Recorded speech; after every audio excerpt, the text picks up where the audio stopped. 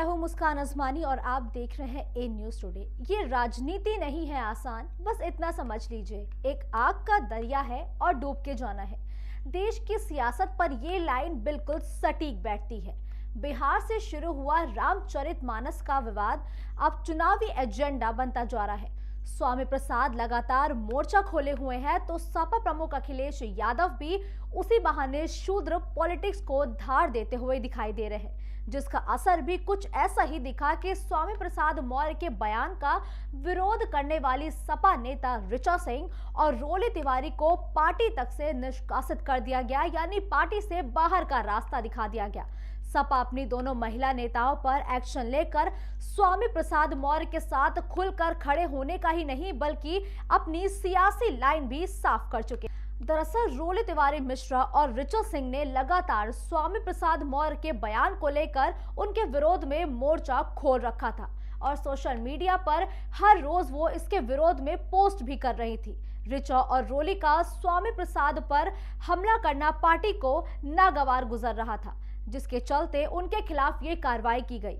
इस तरह से अखिलेश यादव ने दोनों नेताओं पर एक्शन लेकर कई तरीके से सियासी संदेश देने की कवायद की है। तो वहीं दूसरी तरफ पार्टी के अंदर स्वामी प्रसाद मौर्य के खिलाफ आवाज उठाने वालों को भी एक कड़ा संदेश दिया है, जिसके बाद अब ऐसा लगने लगा है कि अखिलेश यादव स्वामी प्रसाद मौर्य के साथ खुलकर खड़े हो गए हैं।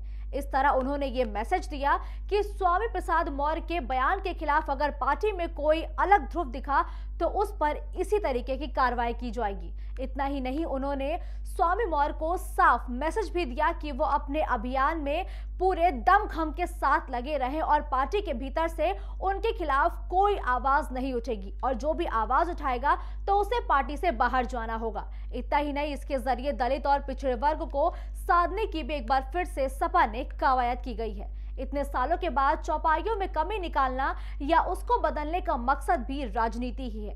दरअसल 2024 में लोकसभा के चुनाव होने हैं, जिसके लिए सपा सामाजिक न्याय और जातीय जनगणना के मुद्दे पर राजनीतिक एजेंडा सेट कर रहा है।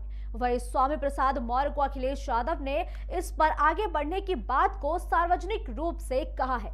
सपा अब संवर्जन के बजाय बहुजन की सियासत पर फोकस कर रही है, जिसे स्वामी प्रसाद मौर्य आगे बढ़ा रहे हैं। अखिलेश साफ तौर पर कह चुके हैं कि अंबेडकरवादियों और लोहियावादियों को एक मंच पर लाने का वो काम कर रहे हैं। ऐसे में मौर्य जिस तरीके से मुखर है उसे लेकर बीजेपी भी कश्मकश में है, लेकिन सपा के सवर्ण नेता उसके विरोध में है। इसलिए रोली तिवारी और ऋचा सिंह जैसे नेताओं पर एक्शन लेकर पार्टी के सवर्ण लॉबी को संदेश दे दिया गया है कि उन्हें पार्टी लाइन पर ही रहना होगा। अखिलेश यादव सूबे की सियासी नब्ज को अब पूरी तरह समझ गए हैं कि ठाकुर समुदाय किसी भी कीमत पर योगी आदित्यनाथ को छोड़कर उनके साथ नहीं आएगा। ब्राह्मण और वैश्य समुदाय भी बीजेपी के साथ मजबूती से जुड़ा हुआ है। ऐसे में सवर्ण वोटों के बजाय बहुमत वोटों पर फोकस करने की उनकी ये रणनीति है। 2022 के चुनाव में बीजेपी और सपा के बीच 8% वोटों का अंतर है। ऐसे में अखिलेश यादव बीजेपी के वोट बैंक से 5 से 6% वोट हासिल करना चाहते हैं, इसलिए उनकी नजर अति पिछड़े वोटों पर है। यादव मुस्लिम को जोड़े रखते हुए दलित ओबीसी वोटों को साधने की कवायद सपा कर रही है, जिसके चलते सपा अब कास्ट पॉलिटिक्स के इर्द गिर्द अपना एजेंडा सेट कर रही है। हमारी आज की इस रिपोर्ट में इतना ही। आप देखते रहिए ए न्यूज टुडे।